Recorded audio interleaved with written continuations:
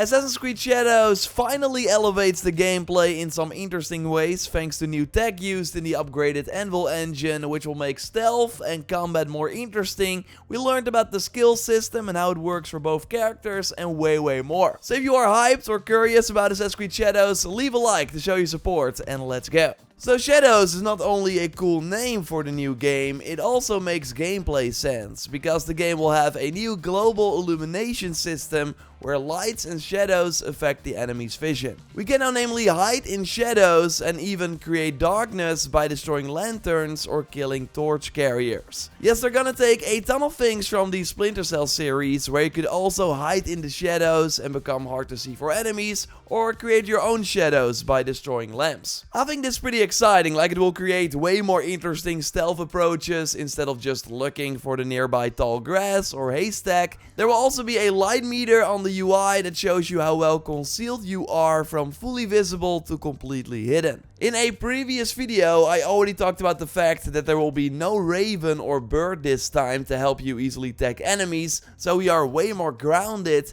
And well, now we learned about something new thanks to a big Famitsu interview called Kantori. And this is basically the eagle vision, to find an enemy or target character that both protagonists, so also Yasuke, can use. But it has been nerfed a bit versus the recent games. You can namely use free aim to look around, but you cannot see through walls. This was of course the case in Mirage and Valhalla most recently, but also in other Assassin's Creed games. Now this Kantori feature from Shadows seems to be much closer to that of the Ezio games, where during the eagle vision you would see targets highlighted in front of you, but not through walls. Maybe in Shadows it also disappears when deactivating the mode, and let me know what you think, but the mention of free aim to look around could also mean that it will be more like AC1, where it would actually go in first person to spot the targets. Of course, your take more than welcome in the comments, but it's at least going to be way less overpowered than a pulse that could easily show everyone in the environment, even through walls and objects. And there's now going to be an orange glow in Assassin's Creed Shadows for a brand new type of NPC called the Servants.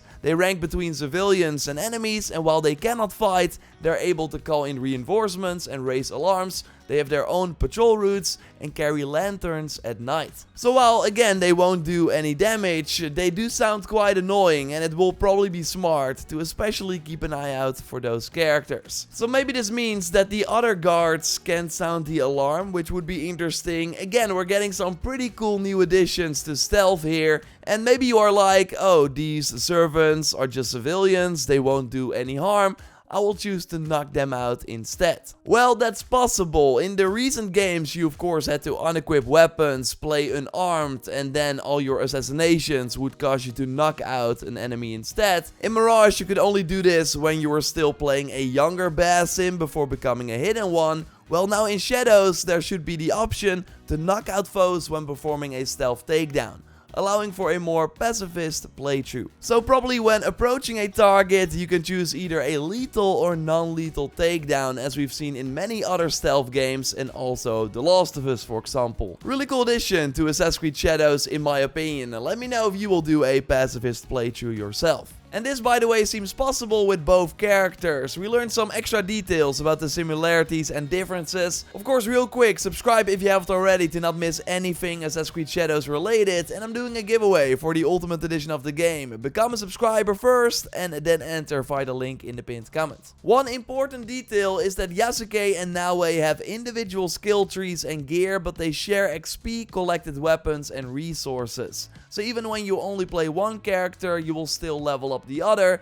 so they won't get underleveled, which is great news. Although you will probably then still have to find better items for that other character, as even though gear is shared, not everything can of course be used by both of them. And apart from this, the progression should be very similar to Assassin's Creed Odyssey. It seems like there's a blacksmith again, like we should be able to craft weapons to some degree, and also make upgrades, likely increasing the level of an item. And weapons will be used again in pairs. I don't think they mean between a dual wield system, but more like Origins and Odyssey, where you can switch between two weapons you have equipped. But new though, and I already mentioned this in a previous video, every weapon has its own unique skill system. The more you use a weapon type, the better it will get, which I really like. And this seems to be different from the character skills each character has. And what we now learned is that you can focus on combat with Naue, so then she has an advantage in melee combat versus a Naue who is focused on stealth skills. Both have a range but cannot go in completely opposite directions. There is some overlap between the two, but we've made sure that the characteristics of each ability are properly felt. So there will be some skills that are in both skill trees, but it will not be to the degree of Syndicate, where most skills were the same apart from some high level ones. I actually expect the exact opposite, so that there will be way more unique skills than skills that both characters share, but like I already speculated in a previous video, I do think this means that Naue can become a pretty powerful combat powerhouse if you build her that way. And maybe this means that Yasuke can be a fun stealth character too. We know he's slower though and noisier than Naue, and Ubisoft now also confirmed that Yasuke can also kill with stealth, but in a more direct and easier way, and even with stealth there will be some sound. So it's a stealth-like approach. Like normally when you would sneak up to two enemies and take out one, then the other enemy would not notice it, so you can just sneak up to the other one as well. Now with Yasuke, the other character will hear their friend getting killed and immediately turn around. Maybe there will be skills in Yasuke's skill tree that will reduce the sound that he makes, but again, stealth with Yasuke sounds pretty hardcore, not to mention the fact that you won't have the grapple hook, of course, that Naue will have. So maybe if you want a more challenging stealth experience, Yasuke is the way to go. And by the way, Naue can also assassinate people while using the grapple hook, which should make for some awesome kills. And we talked more about the grapple hook in a previous video, going over some extra hidden details as well. Check that out via the link in the video description after this one if you haven't already. In that video we also talked about the parkour and how it will be different for both characters, including the reactions from NPCs. But yeah, thanks to the grapple hook, Naue can reach locations that Yasuke can't, although now the developers note that Yasuke can use the shoulder bash to break down reinforced doors. So you would think that Naue cannot get into these locations, and this really reminds me of the post-launch ability Ubisoft added to Valhalla. And yes, you could also use this to break through breakable walls. I think they later fixed this though, because with this trick you could skip the whole puzzle, but it seems to be a mechanic in Shadows, also in the big forts, that you can just blast through the front door instead of having to take a detour with Naue. And next to improvements to stealth, it also seems that combat has a bit more depth when playing as Yasuke. A new mechanic is namely the fact that we can destroy enemy armor plates. And this seems to be needed for the more high-level samurais we will fight. Because next to the RPG level we will likely see next to the enemy's name, we should also be able to tell who is stronger by looking at the archetype of the enemy. We try to make that clear to the player who is stronger, and we try to make that part of the leveling process as important as possible. Samurai are always stronger than bandits, so likely even when they are on the same character level. Now we don't have footage of bandits in this game yet, so I'm using AI here to demonstrate my point.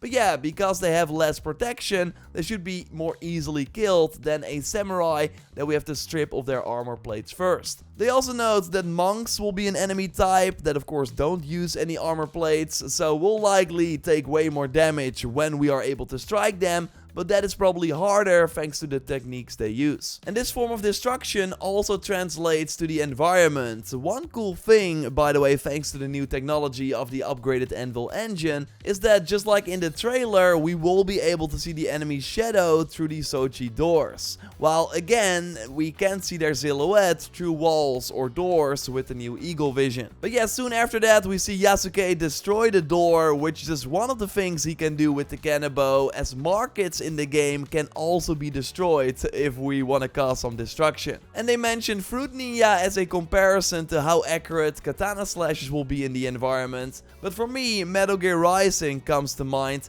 where you could also with a ton of precision cut things up in the environment.